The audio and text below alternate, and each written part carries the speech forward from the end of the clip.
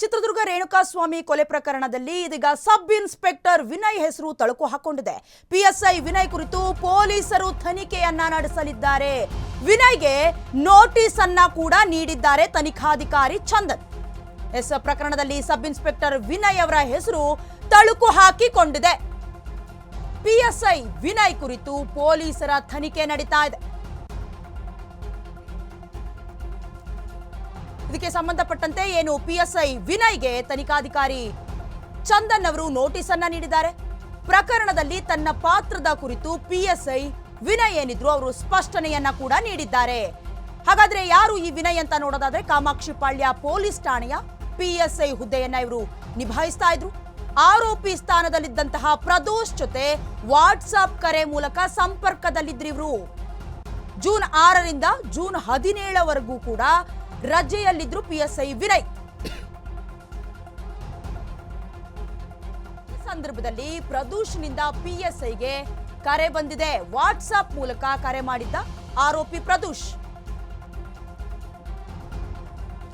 ಆರೋಪಿಗಳ ಬಗ್ಗೆ ಇನ್ಸ್ಪೆಕ್ಟರ್ಗೆ ಮಾಹಿತಿಯನ್ನ ಪಿಎಸ್ಐ ವಿನಯ್ ನೀಡಿದ್ದಾರೆ ಅಂತ ಹೇಳಲಾಗ್ತಾ ಇದೆ. ಎಸ್, ನಾನು ಮೊದಲೇ ಹೇಳಿದಂತೆ ರೇಣುಕಾಸ್ವಾಮಿ ಕೊಲೆ ಪ್ರಕರಣದಲ್ಲಿ ದಿನಕ್ಕೊಂದು ಟ್ವಿಸ್ಟ್, ದಿನಕ್ಕೊಂದು ತಿರುವನ್ನ ಪಡ್ಕೊಳ್ತಾ ಇರುವ ಈ ಕೇಸ್ನಲ್ಲಿ ಇದೀಗ ಯಾರು ಕೂಡ ಊಹೆನೂ ಮಾಡ್ಕೊಳ್ತಾ ಇರುವಂತಹ ಒಂದು ಹೆಸರು ತಳುಕು ಹಾಕೊಂಡಿದೆ. ಅದು ಬೇರೆ ಯಾರ ಹೆಸರು ಅಲ್ಲ, ಸಬ್ ಇನ್ಸ್ಪೆಕ್ಟರ್ ವಿನಯ್ ಅವರ ಹೆಸರು ತಳುಕು ಹಾಕೊಂಡಿದೆ.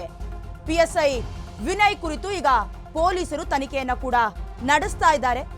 ವಿನಯ್ಗೆ ಈ ವಿಚಾರಕ್ಕೆ ಸಂಬಂಧಪಟ್ಟಂತೆ ನೋಟಿಸ್ ಅನ್ನ ನೀಡಿದ್ರು ಚಂದನ್ ಅವರು. ತನಿಖಾಧಿಕಾರಿ ಈ ವಿಚಾರಕ್ಕೆ ಸಂಬಂಧಪಟ್ಟಂತೆ ತನಿಖೆಯನ್ನ ನಡೆಸ್ತಾ ಇರುವವರು. ಅಂದ್ರೆ ಪ್ರಕರಣದಲ್ಲಿ ತನ್ನ ಪಾತ್ರ ಏನು ಅಂತ ಸ್ಪಷ್ಟನೆಯನ್ನ ಕೂಡ ಪಿಎಸ್ಐ ವಿನಯ್ ಕೊಟ್ಟಿದ್ದಾರೆ. ಇವರು ಕಾಮಾಕ್ಷಿಪಾಳ್ಯ ಪೊಲೀಸ್ ಠಾಣೆಯಲ್ಲಿ ಪಿಎಸ್ ಹುದ್ದೆಯನ್ನ ಮಾಡ್ತಾ ಇದ್ರು. ಜೂನ್ 6ರಿಂದ ಜೂನ್ 17ವರೆಗೂ ಕೂಡ ರಜೆಯನ್ನ ಹಾಕೊಂಡಿದ್ರು ವಿನಯ್ ಅವರು. ಈ ರಜೆ ಹಾಕಿರುವ ಸಂದರ್ಭದಲ್ಲಿ ಪ್ರದೋಷ್ ಏನಿದ್ದಾರೆ ಅಂದ್ರೆ ರೇಣುಕಾಸ್ವಾಮಿ ಕೊಲೆಯ ಆರೋಪಿಯ ಸ್ಥಾನದಲ್ಲಿರುವಂತಹ ಪ್ರದೋಷ್ ಅವರು ಕೂಡ ಇವ್ರಿಗೆ ಕರೆಯನ್ನ ಮಾಡಿದ್ರು ಅನ್ನೋದು ಕೂಡ ಇದೀಗ ಬಟಾ ಬಯಲಾಗಿದೆ. ಹಾಗಾದ್ರೆ ಪ್ರದೋಷ್ ಅವ್ರಿಗೂ ಹಾಗೆ ಪಿಎಸ್ಐ ಅವ್ರಿಗೂ ಏನು ಸಂಬಂಧ, ಏನು ನಂಟು ಅನ್ನೋದು ಈಗ ತನಿಖಾಧಿಕಾರಿಯಾಗಿರುವಂತಹ ಚಂದನ್ ಅವರು ಈ ವಿಚಾರಕ್ಕೆ ಸಂಬಂಧಪಟ್ಟಂತೆ ಕೆಲವೊಂದು ದಾಖಲಾತಿಗಳನ್ನ ಕೋರ್ಟ್ಗೆ ಸಲ್ಲಿಸಿದ್ದಾರೆ. ಪಿಎಸ್ಐ ವಿನಯ್ ಹಾಗೆ ಪ್ರದೋಷ್, ಯಾಕಂದ್ರೆ ಜೂನ್ 11ನೇ ತಾರೀಕು ರೇಣುಕಾಸ್ವಾಮಿ ಕೊಲೆ ಆಗಿರುವಂಥದ್ದು ಪಟ್ಟಣಗೆರೆ ಶೆಡ್ನಲ್ಲಿ.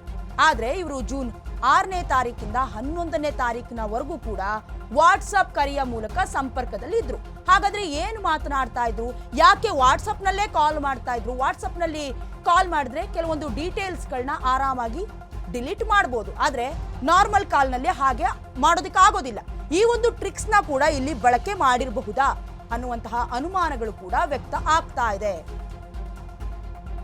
ರೇಣುಕಾಸ್ವಾಮಿ ಕೊಲೆ ಪ್ರಕರಣದಲ್ಲಿ ಈಗ ಮತ್ತೊಂದು ಹೊಸ ಆರೋಪಿ ಅಂತಾನೆ ಇದನ್ನ ಕನ್ಸಿಡರ್ ಮಾಡಬೇಕಾಗತ್ತೆ. ಯಾಕಂದ್ರೆ ಕೊಲೆಯ ಸಂದರ್ಭದಲ್ಲಿ ನೇರ ಸಂಪರ್ಕದಲ್ಲಿದ್ದು ಪಿಎಸ್ಐ ವಿನಯ್ ಹಾಗೆ ಪ್ರದೋಷ್ ಅವರು. ಇದೇ ಸಂದರ್ಭದಲ್ಲಿ ಅಂದ್ರೆ ರೇಣುಕಾಸ್ವಾಮಿ ಕೊಲೆ ಪ್ರಕರಣದ ಸಂದರ್ಭದಲ್ಲೇ ಅವರು ಕೊಲೆಯಾದಂತಹ ದಿನಾಂಕದ ಒಳಗಾಗಿಯೇ ಅವರು ರಜೆಯನ್ನ ಕೂಡ ಹಾಕೊಂಡಿದ್ರು. ಜೊತೆಗೆ ಇನ್ನೊಂದು ವಿಚಾರ ಏನು ಅಂತ ಹೇಳಿದ್ರೆ, ವಾಟ್ಸ್ಆಪ್ ಕರೆಯನ್ನ ಮಾಡುವಾಗ ಆ ಕರೆ ವೈಫೈ ಮುಖಾಂತರ ಕರೆ ರೀಚ್ ಆಗಿದೆ ಅನ್ನೋದು ಕೂಡ ತಿಳಿದು ಬರ್ತಾ ಇದೆ. ವೈಫೈ ಮೂಲಕ ಕರೆಯನ್ನ ಮಾಡಿದ್ರೆ ಯಾವುದೇ ಡೀಟೇಲ್ಸ್ ಅನ್ನ ರಿಕವರ್ ಮಾಡ್ಕೊಳ್ಳೋದು ಸ್ವಲ್ಪ ಕಷ್ಟಕರವಾಗುತ್ತೆ ಅನ್ನುವಂತ ಮಾಹಿತಿ ಕೂಡ ಇದೆ. ಅಂದ್ರೆ ನಾರ್ಮಲ್ ಕರೆಗಿಂತ ವಾಟ್ಸ್ಆಪ್ ಕರೆಗಳನ್ನ ರಿಕವರಿ ಮಾಡೋದು ಕಷ್ಟ. ಈ ಒಂದು ಟ್ರಿಕ್ಸ್ ಅನ್ನ ಕೂಡ ಬಳಸಿರಬಹುದು. ಹಾಗಾದ್ರೆ ಮೊದಲೇ ಇದು ಪ್ರೀ ಪ್ಲಾನ್ಡ್ ಆಗಿ ಮಾಡಿದಂತಹ ಕೊಲೆನಾ ಅನ್ನುವಂತಹ ಅನುಮಾನಗಳು ಕೂಡ ವ್ಯಕ್ತವಾಗ್ತಾ ಇದೆ. ಒಟ್ಟಾರೆಯಾಗಿ ಪಿಎಸ್ಐ ವಿನಯ್ ಕುರಿತು ಇದೀಗ ತನಿಖಾಧಿಕಾರಿಯ ಸ್ಥಾನದಲ್ಲಿರುವಂತಹ ಚಂದನ್ ಅವರು ಕೆಲವೊಂದು ಎಕ್ಸ್ಟ್ರಾ ಪುಟಗಳಿರುವಂತಹ ದಾಖಲೆಗಳನ್ನ ಕೋರ್ಟ್ಗೆ ಸಲ್ಲಿಕೆ ಮಾಡಿದ್ದಾರೆ. ಪ್ರಕರಣದಲ್ಲಿ ಯಾರು ಕಂಡು ಕೇಳರಿಯದ ಒಂದು ಹೆಸರು ಅಂತ ಹೇಳಿದ್ರೆ ಅದು ಪಿಎಸ್ಐ ವಿನಯ್ ಹಾಗೆ ಪ್ರದೋಷ್ ಅಂತ ಹೇಳಿದ್ರೆ ನಟ ದರ್ಶನ್ ಅವರ ಜೊತೆ ಕೊಲೆ ಆರೋಪದಲ್ಲಿ ಭಾಗಿಯಾಗಿದ್ದಂತಹ ಒಂದು ಆರೋಪಿಯ ಹೆಸರು. ಇವರಿಬ್ರು ಯಾಕೆ ಸಂಪರ್ಕದಲ್ಲಿ ಇದ್ರು, ಮೊದಲೇ ಪ್ಲಾನ್ ಮಾಡಿಕೊಂಡು ಮಾಡಿದಂತಹ ಕೊಲೆನಾ, ಎಲ್ಲವೂ ಕೂಡ ಇದೀಗ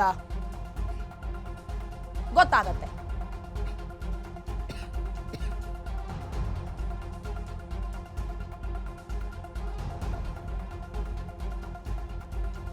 ಎಸ್, ಹಾಗಾದ್ರೆ ಮತ್ತೆ ದರ್ಶನ್ ಅವ್ರಿಗೆ ಕಂಟಕ ಎದುರಾಗಿದ್ಯಾ ಏನು? ಆ ಅನಾರೋಗ್ಯದ ನೆಪವೊಡ್ಡಿ ಮಧ್ಯಂತರ ಜಾಮೀನಿನಿಂದ ಹೊರ ಬಂದಿದ್ರು ನಟ ದರ್ಶನ್ ಅವರು. ಮತ್ತೆ ಹೊಸದಾಗಿ PSI ವಿನಯ್ ಪ್ರದೂಷ್ ಅವರು ವಾಟ್ಸಪ್ ಕರೆಯ ಮೂಲಕ ಸಂಪರ್ಕದಲ್ಲಿದ್ರು ಅಂತ ಗೊತ್ತಾಗುತ್ತೆ. ಹಾಗಾದ್ರೆ ಈ ವಿಚಾರ ದರ್ಶನ್ ಅವ್ರಿಗೂ ಗೊತ್ತಿತ್ತಾ? ಈ ಪ್ರಶ್ನೆ ಕೂಡ ಇಲ್ಲಿ ಎದ್ದೇಳತ್ತೆ.